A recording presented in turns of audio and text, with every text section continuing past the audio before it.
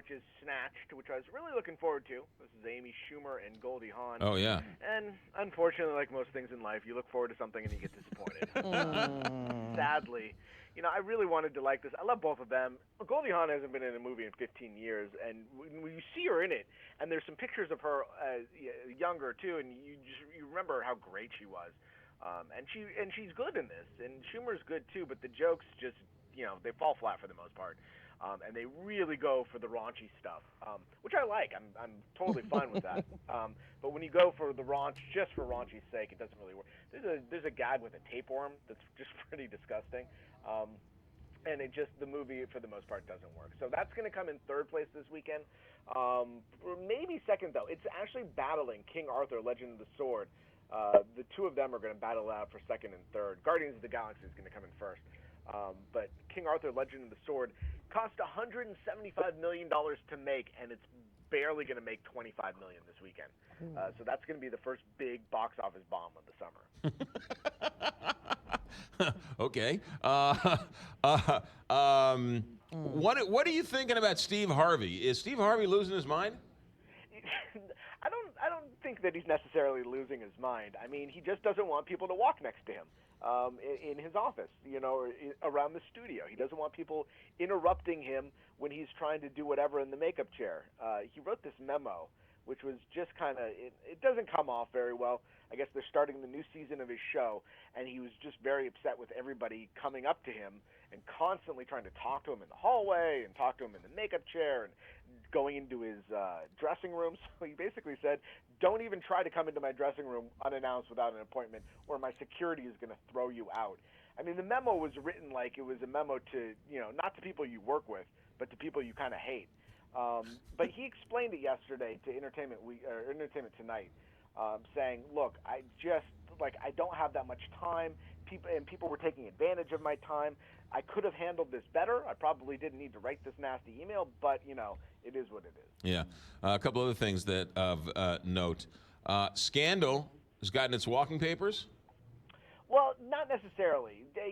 It's supposed to end after next season, but apparently that's Shonda Rhimes. She always had that in mind, that it would be a 7-season show, that it's not one of these shows that's destined for 10 or 12 or however many seasons Grey's Anatomy has gone. I think it's like 30 seasons at this point. That's not what they wanted to do with Scandal. So she's going to end it after next season, apparently. ABC has not officially announced this yet, but next week are the upfronts where they sell their new fall schedule to advertisers. So that's why we're getting a lot of TV announcements right now. Things getting canceled, things getting picked up. They picked up Modern Family for another 2 years.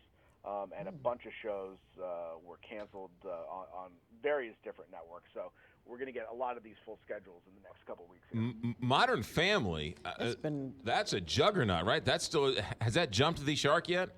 No, I mean, not in terms of ratings and everything. It's the second most watched comedy on TV behind The Big Bang Theory. So that's still going strong. It's huge in syndication. It's got $1 billion syndication deal. But what happens with a show like this, it's in its 8th season now and it got picked up for seasons 9 and 10, is it just gets really, really expensive to produce because of various kinds of syndication deals.